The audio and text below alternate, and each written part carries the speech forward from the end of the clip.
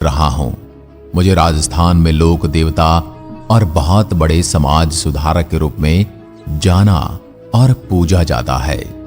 मेरे कई चमत्कारों के कारण मुझे कृष्ण का अवतार भी माना जाता है।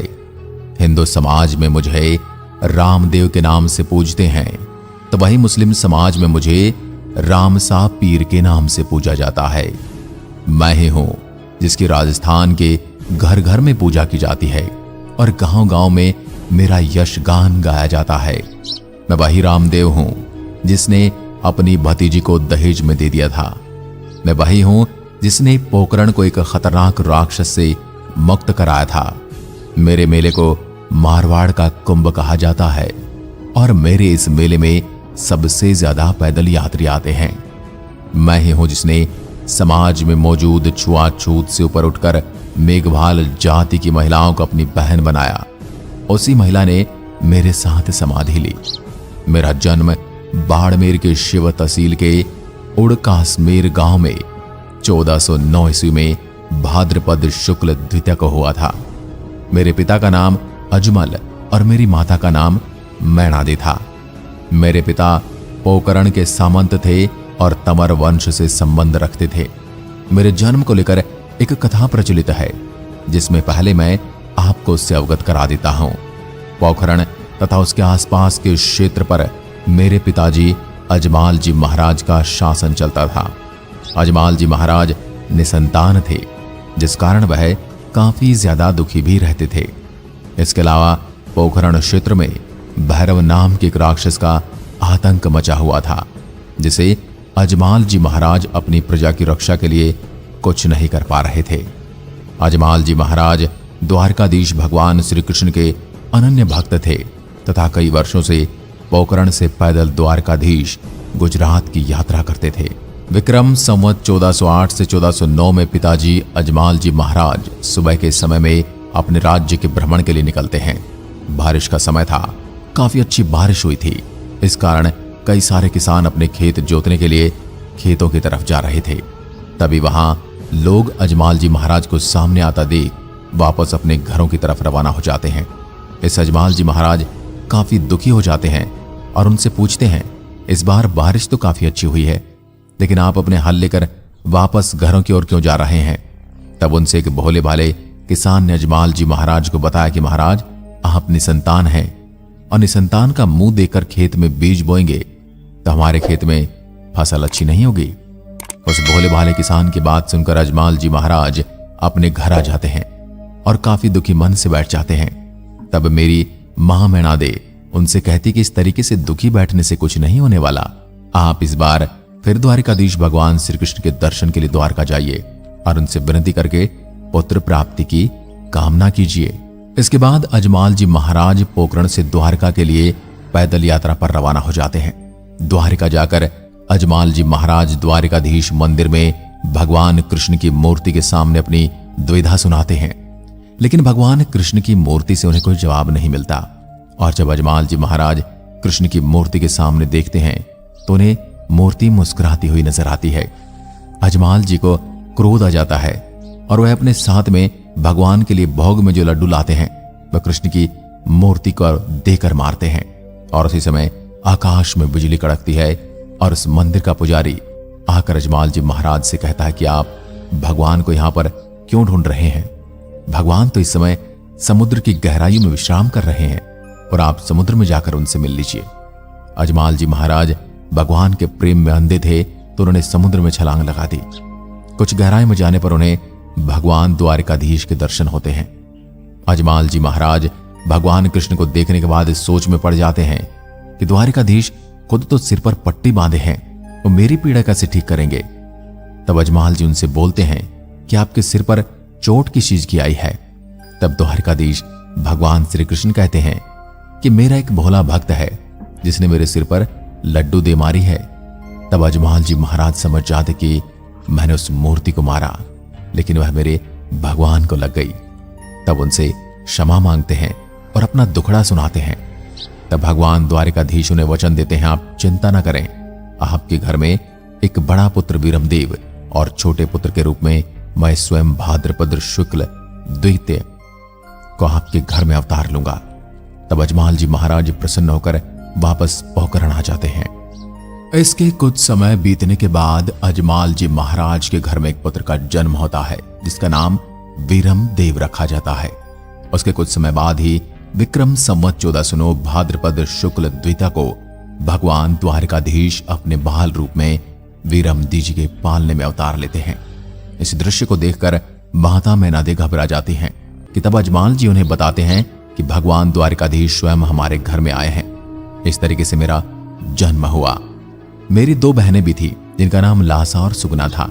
मेरे जन्म के समय सारे महल में जल से भरे बर्तन दूध में बदल गए, घंटियां बजने लगी, आकाश में आकाशवाणी होने लगी, आंगन में कुमकुम के पद चिन्ह बन गए। मैंने बचपन से ही अपने चमत्कार दिखाने आरंभ कर दिए। एक बार जब माता मैनादे अपने दोनों पुत्रों को दूध पिला रही थी, तब चूल्हे पर रखा हुआ दूध गर्म होकर गिरने ही वाला था। मैंने अपने हाथ को बड़ा करके सोते सोते ही उस दूध को चूल्हे से नीचे उतार दिया। यह देखकर माता मैनादे को विश्वास हो गया कि यह बालक भगवान श्री कृष्ण का अवतार है। उसके बाद जब मैं थोड़ा बड़ा हुआ तो मुझे एक दर्जी के बारे में पता चला, जो लोगों के साथ में धोखा करता था।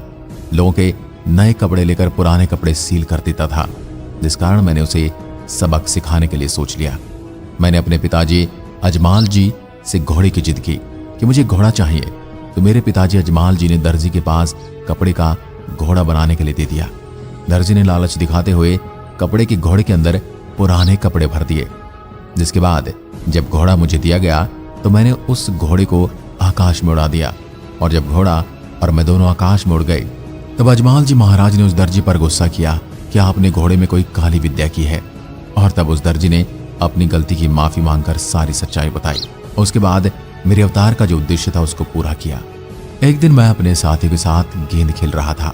खेलते खेलते गेंद को इतनी दूर फेंक दिया कि सभी साथियों ने अपने आप को गेंद लाने में असमर्थता जताते हुए कहा कि आपको ही गेंद लानी पड़ेगी।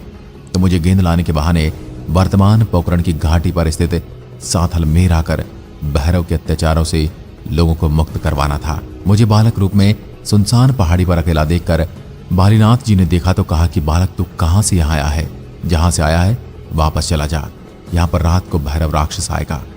बालीनाथ जी ने कहा कि आदमखोर राक्षस तुझे खा जाएगा। तब मैंने रात के समय वहां पर रुकने की प्रार्थना की तो बालीनाथ जी ने अपनी कुटिया में पुरानी गोदड़ी उड़ाकर मुझे चुपचाप सो जाने को कहा।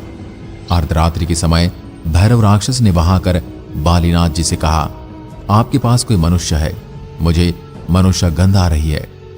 तो बालीनाथ जी ने भैरव जी से कहा, यहां पर तो तूने 12-12 कोस तक पक्षी भी नहीं छोड़ा है, मनुष्य कहां से आएगा? तब मैं गुरु बालीनाथ द्वारा चुपचाप सो जाने का आदेश दिए जाने के कारण बोला तो कुछ नहीं, मगर अपने पैर से गोदड़ी को हिला दिया। तो भैरव की नजर गोदड़ी पर पड़ी और वह गोदड़ी को खींचने लगा, मगर चमत्कार से गोदड़ी द्रौपदी के चीर की तरफ बढ़ने लगी। तो बालीनाथ जी महाराज ने सोचा कि यह कोई सामान्य बालक नहीं है, जरूर कोई दिव्य बालक है।